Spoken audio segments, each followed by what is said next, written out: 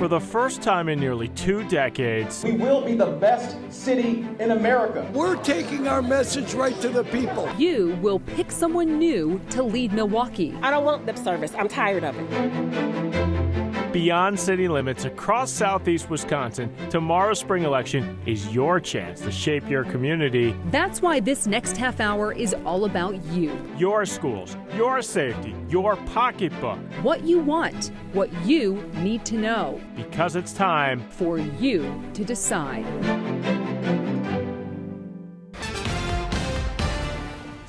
And here we go. You have got big decisions and only 26 hours left to make them.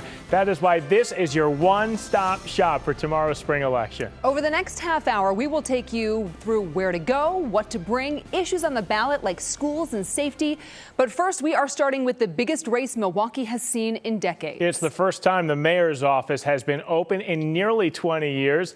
In the past century, Milwaukee has only elected 7 mayors. Our political reporter Jason Calvi joining us live in studio now. And Jason, even if you don't live within the city limits of Milwaukee, this race affects you. Yeah, it does, Steph. Here's why it's such a big deal. The mayor is basically Milwaukee's elected CEO in charge of things like roads, trash collection, public health, fighting COVID-19. The mayor also helps recruit new business, tourists, and big conventions. But this is key. The mayor also drafts the city's $1.7 billion annual budget, setting Milwaukee's priorities. Take public safety. Homicides set a new record last year. This year, they're already outpacing that. And then there's reckless driving.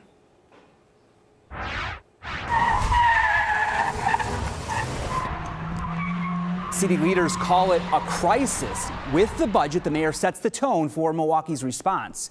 Now, Tom Bayer was mayor for nearly 18 years. He left to become the U.S. ambassador to Luxembourg. Tomorrow's candidates are Democrat-backed acting mayor Cavalier Johnson and conservative former alderman Bob Donovan, one for the history books. Ben and Steph? Without a doubt, Jason Calvi reporting for us. Thank you there. That brings us to the question, what do you want from Milwaukee's next mayor? Getting to the heart of that takes more than 1 or 2 interviews. So Mary Stoker-Smith took a different approach. She's live in studio to reveal what she found. Mary? Well, politicians spend a lot of time talking about voters, but we wanted to talk to them, to you. This spring brings a sense of change to Milwaukee, and it's not just the weather. Milwaukee voters will elect a new mayor. Change we so desperately need. Milwaukee has a decision to make. So, what motivates your decision? What do you want? I don't want lip service. I'm tired of it. Mr. Bob Donovan and Mr. Cavalier, I want to hear some real talk. We looked for that real talk from 15 people. In 4 locations: Bayview, Southside, Northside, and Eastside. All right, so here we go. Pick an envelope, any envelope. You pick one, and you're gonna answer it. Sure. But you gotta read it out loud. Okay.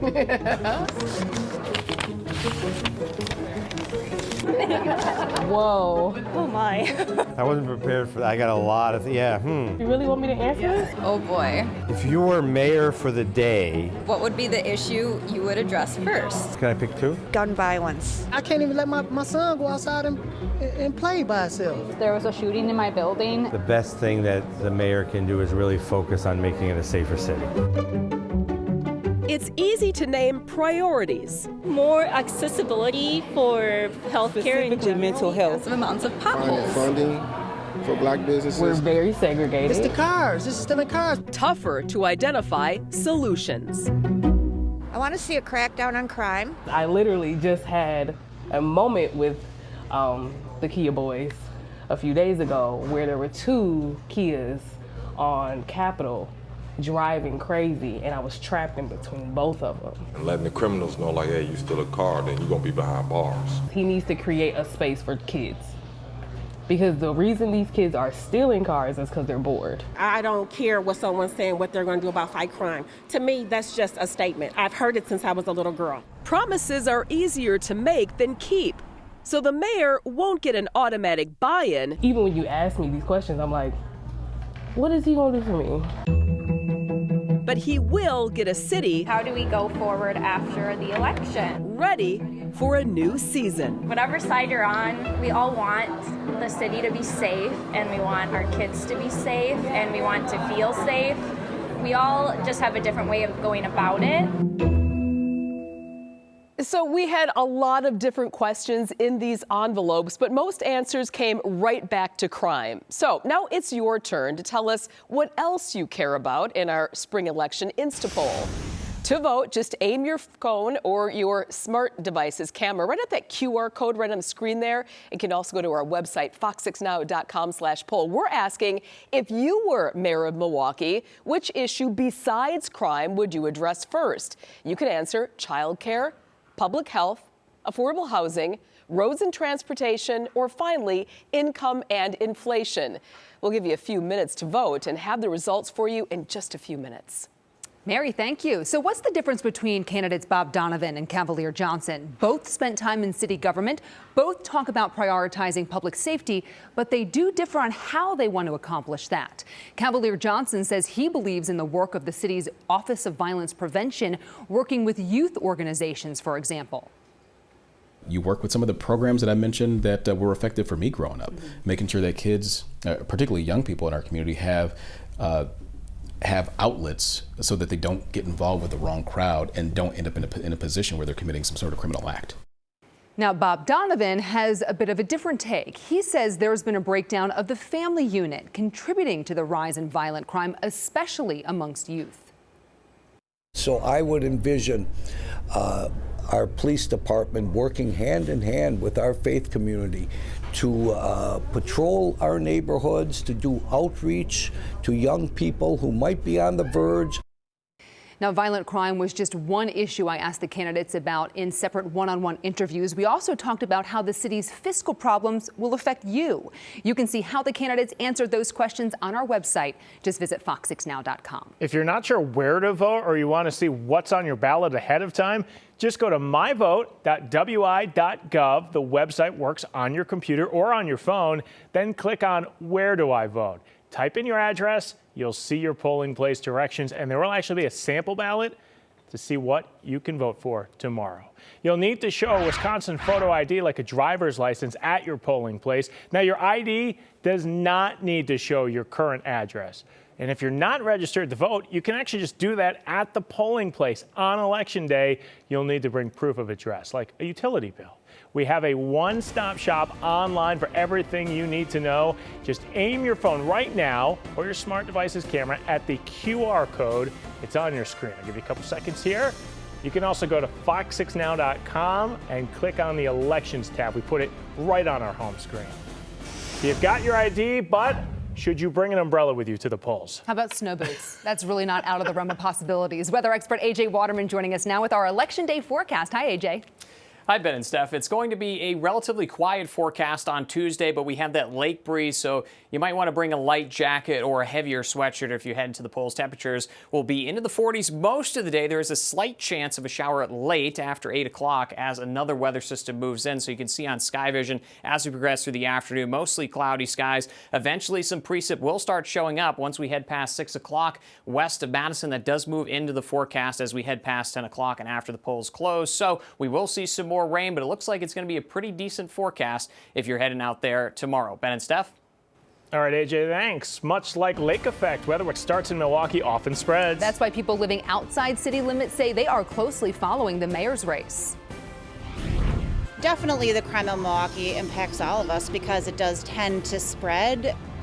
From 30 miles outside Milwaukee to just across the street, hear about the issues that go beyond your ballot. Also, what role will race play in tomorrow's election, and is any election truly nonpartisan? We brought in not only one professor, but two. Yeah, class starts in a few minutes. Get your questions ready. Fox 6 has you covered on election night, on air and online. I'm Brian Polson. And I'm Jenna Sachs, and we will be here tomorrow night at 7 p.m. bringing you results, reaction, and analysis from our Fox 6 Digital Center. We'll take your questions and comments, so stream us live on fox6now.com and on the Fox 6 Facebook page.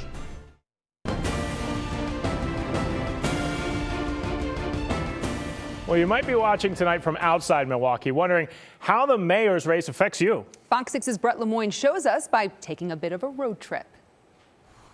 Willie Boucher has a wish list for Milwaukee's next mayor. Roads, streets, crime, property taxes, One thing he doesn't have is a say. Boucher isn't voting, he can't. Across the street is Milwaukee. Boucher's house is in Wauwatosa. I work downtown, so something we consider and think about because it affects a lot of stuff that happens in our day-to-day lives. So he pays attention when the candidates talk about issues like reckless driving. That's important because we experience that quite frequently. It's not just those living at the border with their eye on the Milwaukee mayoral race. We headed west. Our first stop, Waukesha. Definitely the crime in Milwaukee impacts all of us because it does tend to spread. Julie Bennett grew up in Milwaukee. Her April 5th ballot decisions include the election of Waukesha's mayor, but she's still eyeing Tuesday's results for Milwaukee's mayor. It's 30 minutes away, so I mean, we're not insulated out here. It is very important to all of us. Just another 20 miles west, we found a different perspective. Do you see that having any type of impact at all on Oconomowoc?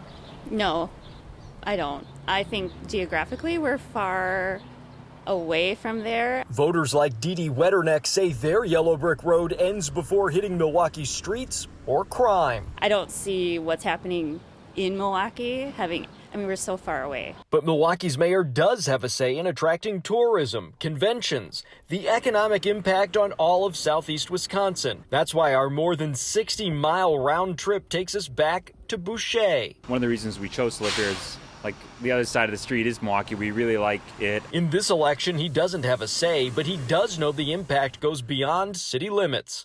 Brett Lemoyne, Fox 6 News. Well, after you go to the polls tomorrow, your ballot's going to go on a little bit of a journey. We're going to take you along from the moment it leaves your hands to the moment it is counted. Which ballots get a police escort? We'll tell you why.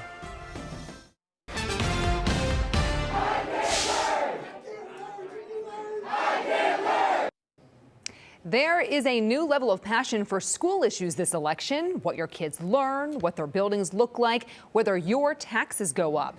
And that's not the only thing you'll see on the ballot. Jason Calvi is backtracking the issues we are watching tomorrow night. Jason? Well, school board races really have become the front lines of the culture wars. Behind the names on your ballots are debates on COVID-19, diversity, and what's taught right in your neighborhood school. But in 20 Southeast Wisconsin districts, you'll also be deciding whether your tax dollars should go up. For example, in West Allis, West Milwaukee, you'll vote whether to close Nathan Hale and West Allis Central and replace them with a new combined high school. The project totals $149 million, the April election's most expensive school referendum. In Kenosha, you'll make history picking your first ever female county executive. Public safety and economic development are big issues in that race. And these spring elections typically don't have huge turnout. Milwaukee's election director says she expects 25 to 30%. So your vote tomorrow will make a difference. We've got much more for you. You can get caught up with the candidates and the issues at fox6now.com. Jason, thanks. Okay, you've cast your ballot, but how does your vote end up in the election totals? Fox 6 investigator Brian Polson dug up the details from the Milwaukee Election Commission. Whether you mailed in your ballot or dropped it off at one of the 15 drop boxes throughout the city, the Milwaukee Election Commission says it will store your ballot in a secure double-locked warehouse until polls close tomorrow. If you plan to vote in person on Election Day, you'll feed your ballot into a voting machine at your polling place that is not connected to the internet while voting is happening.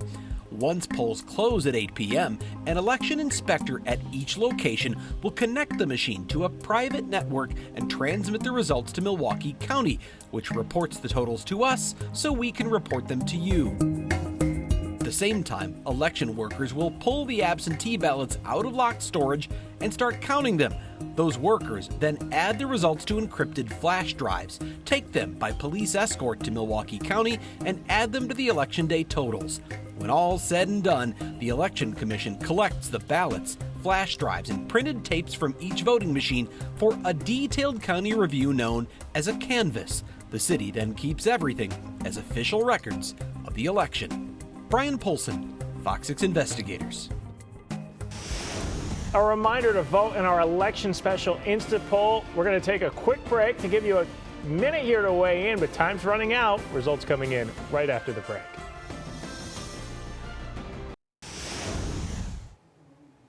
Well, you have made your voices heard, and we have the results in our Instapoll. We asked, what issues besides crime would you tackle first as Milwaukee mayor? And here you go, the #1 vote, roads and transportation. All those potholes, yeah, that's exactly what people want to address. It's like the vote before the big vote. Right, exactly. All right. Thanks, Mary. You know, we heard from you on the issues you care most about, but Ted Perry joining us now to break the issues down with political experts Mordecai Lee and Peru Shah. Thank you, UW Milwaukee, well represented on our panel here. And let's get right to it. The last time Milwaukee had an open race for mayor, almost 20 years ago. The demographics of this city have changed dramatically. There are fewer white voters, fewer black voters, but a significant increase in Latino and Asian voters. Dr. Shah, you literally teach a class in race and politics. What do we make of that in this election and elections going forward? I think that the demographic shifts here in Milwaukee are reflective of greater demographic shifts that are happening. And what we're going to see, I think, in our upcoming elections is a move towards, in the city of Milwaukee, a greater number of residents who are Democrats, who are voting as Democrats. And so even though we see some of these kind of significant racial changes, I think partisan changes will also be reflective of that. And, you know, it's really exciting to have as the first opportunity for Milwaukee voters to vote for a black mayor. Do you see any significance about the way they go after those groups? You can't say any group votes one way. We've learned that over the years. Well, race is very important in American society, and it's important in politics. But I think the big change that's happened is with Milwaukee becoming a majority-minority city. We've got a situation where percolating down from President Trump was every race is politicized, that there's no such thing as a nonpartisan race anymore, that we have de facto Democrats and de facto Republicans running. You're reading my notes, because that's what I'm getting to here. We use the term nonpartisan, and it really doesn't mean anything. Whether it is now a village trustee race or a school board race, partisanship enters into it. But I ask the question, is that so bad? Don't you want to know where candidates on every level, what they identify with? You know, I think what I would argue is that originally we thought local elections would be nonpartisan because they would deal with local issues, right? That we would really be concerned about what's happening down the street from us. And partisan issues feel like they're bringing in things that are, you know, happening in Washington, D.C. and now percolating into my school board race. But is there not a connection there? Can there not be a connection there? I mean, we learned that in COVID, that people have very strong opinions because of what happened in Washington. Well, it's good for voters to know who's my team. You know, America is made up of teams. And so are these my guys? Are these their guys? But I think my concern about ideology permeating these local races is if somebody is linked into an ideology, they've already made up their mind about everything. Mm-hmm. So there can be public hearings, there can be parents testifying. It's like, I don't care. I already knew what the answer was, and that's my concern. What do you think that's doing, Dr. Shah, to would-be candidates? People who say, I really am interested in what my kid learns in school, but I don't want to deal with being identified this way or that way. Yeah, I mean, we've seen people leaving school boards because of the pressure. Yeah, I think it's both brought in new candidates, right? People who are all of a sudden really interested in running for school boards, but I also, and other local elections, but I also think that, to your point, it's really turned people off because it feels much more combative. And the kind of arguments and fights happening in D.C. translating here to local elections. Is the day where there are ever civil politics? I doubt there were. You can go back to the earliest campaigns, got a little ugly. But will we reach a day where we are not so partisan? Or is this just it going forward? I think this is it going forward until there's some kind of seismic event when everybody just sort of wakes up and say, we got to change this. That's what happened in America in about 1890s, 1900, where politics changed. Maybe it'll happen again here. I want to talk about what I look at as elections. I look at them as a birthday party for democracy. And it should be a big deal. And television shows should blow out their format to talk about them. And people should go to the polls. But yet, we had a birthday party in February and 1 out of 5 people showed up. I don't want to shame people who didn't vote, but I'm asking, do the candidates have to be better? Does the electorate have to be more well-informed? Do we have to do a better job saying, this is important, get out and vote? You know, one of the biggest drivers of when people vote is the timing of the election. And November elections do much better than what we would call like these spring elections. And so part of it is that these are difficult times for people to get out there. And we have elections in Wisconsin every year. And I think people are pretty tired. I mean, this last year of COVID, the last 2 years of COVID have really, I think, left people wondering, like, maybe I'll just stay home. 10 seconds. 10 seconds. The higher your education, the higher your income, the more likely you are to vote. That's the propensity to vote, to use political science terminology. Very good. All right. Think of this as the appetizer. The main course is really coming up online. We are heading a few hundred yards away, maybe not even that, 100 yards away, to our digital center. We're going to start a live stream, and we want you to get involved. Give us your questions. I'll relay them to our experts here. That's coming up in just a few minutes on fox6now.com, also on our Facebook page. Ben and Steph? All right, I'm hungry for more, so I'll be tuning in. Well, whether it's your school board, mayor, village president, this spring election is the one that could have the biggest impact on your family. What happens next, it's up to you. Fox 6 is your Election Day headquarters tomorrow. From the moment the polls open to when those final votes are tallied, we will be there for it all right here on air and online as you decide. Thank you so much for being with us. We will see you back here tonight on Fox 6 News at 9 and 10.